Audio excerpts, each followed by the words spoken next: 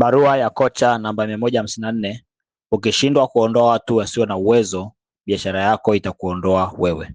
Rafiki yangu mpendwa, moja vitu ambavyo watu wanashindwa leo kwenye biashara ni kwamba soko huwa halina huruma. Soko ni katili, soko halina huruma aina yote ile. Lakini kwa bahati mbaya sana, wafanya biashara wengi wamekuwa wanatengeneza aina fulani ya huruma ya biashara zao ambayo inaishia kuwagharimu wao wenyewe. Na sehemu kubwa sana ni kuvumilia watu ambao hawazalishi matokeo, watu ambao hawauleti matokeo kwa viwango ambavyo biashara inahitaji. Wengi wanaona kama wanawasaidia au wanawapa nafasi, labda watafanya vizuri, lakini matokeo yake huwa hayaishii kuwa mazuri. Huwa wanaishia kuharibu biashara, huwa wanaishia kuharibu watu wengine, na changamoto zinakuwa ni kubwa zaidi.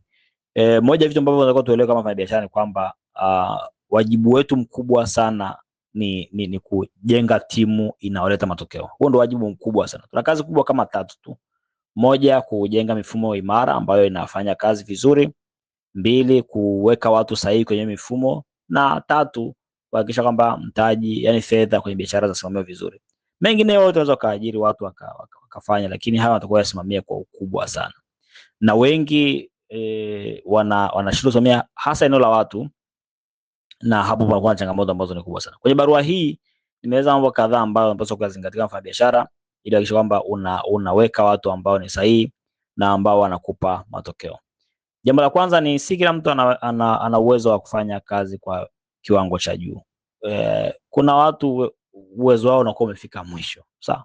Unaweza kutamani sana kwamba mbona angeweza unatamani kwamba angeleta matokeo karibu unavyotaka, lakini hawezi. Uwezo wake umefika mwisho kabisa.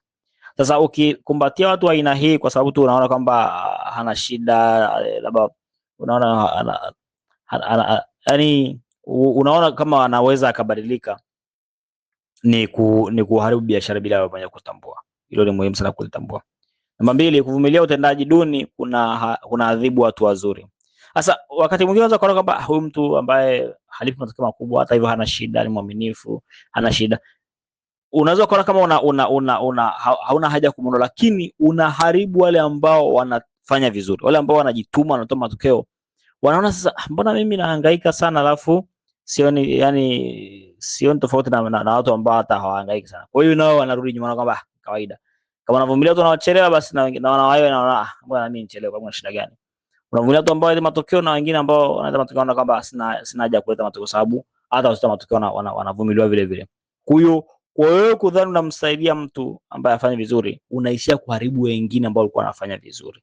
Hilo ni muhimu sana kutambua, na usio karibu timu nzima kwa sababu ya watu wachache au mtu mmoja ambaye unashindwa kumondoa.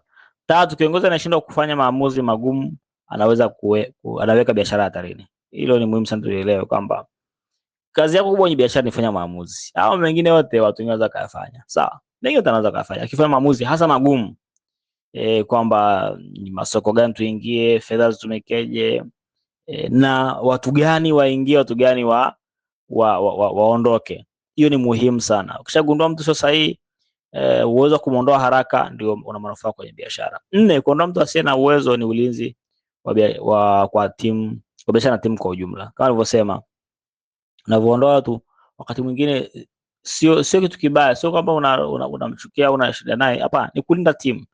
Na wakati mwingine pia ni kuwasaidia wao pia. Sengine mtu anaweza kwenye biashara yako alete matokeo na hakui yupo tu, alafu kamuondoa kaenda sehemu nyingine akapata kazi ambayo inamfaa zaidi kuliko biashara yako, akapata kazi ambayo anaipenda zaidi, anatoa matokeo zaidi. Kwa hiyo wakati mwingine kuondoa watu ni kuwasaidia pia. 5, biashara bora hujengwa na watu bora. Hakuna mfumo, hakuna mkakati, hakuna teknolojia inaweza kuchukua nafasi ya watu kwenye biashara, si ndio? Tunaweza kuja mpya AI si vitu gani, lakini bado watu wenye ujuzi, nidhamu na ari ya kufanya kazi ndio watakao soma biashara kwenda mbele. Hata kama ni wachache, lazima watu aina hiyo wawepo. Kwa hiyo jukumu lako kubwa si tu kuajiri, bali kuhakikisha unaweka pamoja timu yenye viwango vya juu vya utendaji. Usije compromise, usije ukalegeza kwenye viwango, kwa sababu utaharibu biashara yako mwenyewe. Rafiki,